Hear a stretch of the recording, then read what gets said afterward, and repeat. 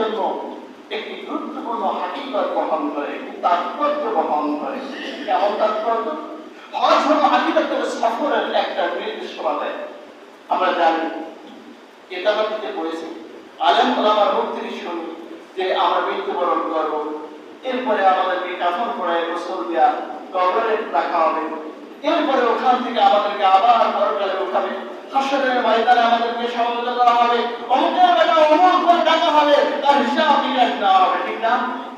বাইরে আমার কোন ব্যক্তি যখন হওয়ার পর পালন করে, আল্লাহ রাব্বুল আলামিন এই দুনিয়ার জিন্দেগির মানুষের দুনিয়া থেকে শুরু করে দুনিয়া থেকে মৃত্যুবরণ করে কবর, কবর থেকে হাসর মিজান পুলসিরাত থেকে জান্নাত পর্যন্ত পৌঁছানোর এই যে একটা পথ, এই পথের বাস্তব নিদর্শন হজ্জের মাধ্যমে দেখাইয়া দেন। বলি সুবহানাল্লাহ।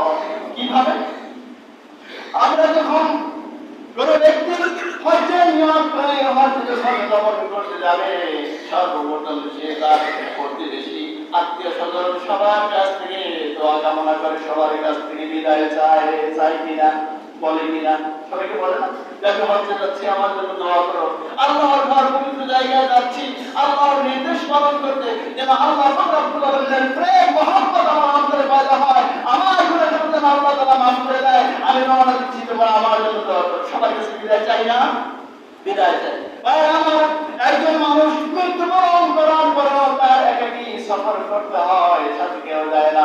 আত্মীয় স্বজন পাড়া প্রতিবেশী সবাই জানে, কিন্তু তার সাথে কেউ যায় না। ঠিক তেমনি ভাবে হজ যাত্রী, তিনি সবার কাছ থেকে বিদায় নিয়ে রওনা দিয়ে দিল, একাকী পাড়া প্রতিবেশী আত্মীয় স্বজন কেউ তার সাথে নাই, একাকী গমন করলো, একাকী মন্ত্রণ করলো। মুত্তাকিকে যেমনি আমরা গোসল করায়া সাদা কাপড় পরিধান করা, তারপরে কবরে রেখে দেয় দুনিয়ার এই যত দামি পোশাক, যত চৌদস, যত অহংকার, সব কিছু ছিন্ন করে সেলাইবিহীন সাদা কাপড় পরাইয়া কবরের দিকে রওনা করাইয়া দেয়। খাতির করে নিয়ে যায় সাদা কাপড় পরাইয়া।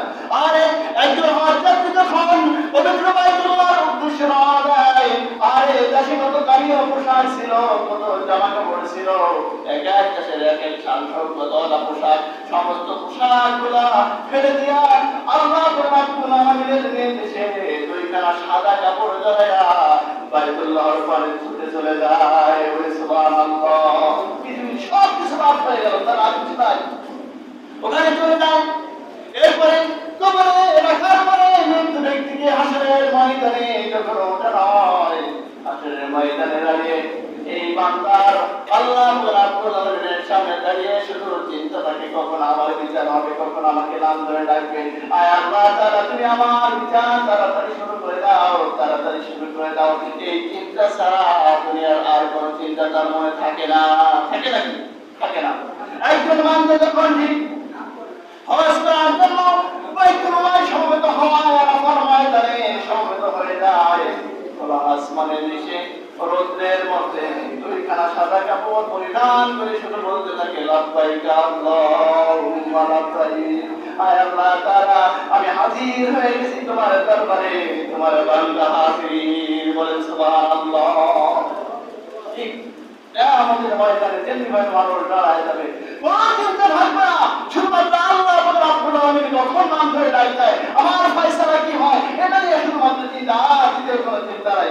বান্দা নেই হজ করতে যখন যায়, তখন খোলা আসমানের নিচে সাদা কাপড় পরে দাঁড়ায় যায়, লাব্বাইক আল্লাহুম্মা লাব্বাইক। এই ব্যতীত তার মনের ভিতরে আর কোনো চিন্তা নাই, আর কোনো কথা নাই। আল্লাহ রাব্বুল আলামিন আমার হাজিরা কবুল করছেন কিনা, আল্লাহ রাব্বুল আলামিন আমাকে গ্রহণ করছেন কিনা, আমার জিন্দেগির গুনাহ খাতা মাফ হয়েছে কিনা, এই চিন্তা ব্যতীত আর কোনো চিন্তা থাকে না। বলে সুবহানাল্লাহ। ভাইরা আমার, এমনি ভাবে বান্দা হাসরের ময়দানে যখন এভাবে দাঁড়িয়ে থাকতে থাকতে বিচার কার্য শুরু হবে না, তখন বান্দারা দৌড়ে দৌড়ে আদম আলাইহিস সালাতু ওয়াস সালাম থেকে শুরু করে সমস্ত পয়গম্বরের নিকট দৌড়াদৌড়ি করতে থাকবে। যাই সবাইকে বলতে থাকবে, নবী আপনি তো আল্লাহর পয়গম্বর, আপনি আল্লাহর কাছে একটু সুপারিশ করুন যাতে আমাদের হিসাব নিকাশ শুরু করে। জানেন না কেন এরকম করবে না? হাসরের ময়দানে সর্বশেষ সাইয়্যিদুনা মুহাম্মদ সাল্লাল্লাহু আলাইহি ওয়াসাল্লামের কাছে যাবেন। মুহাম্মদ সাল্লাল্লাহু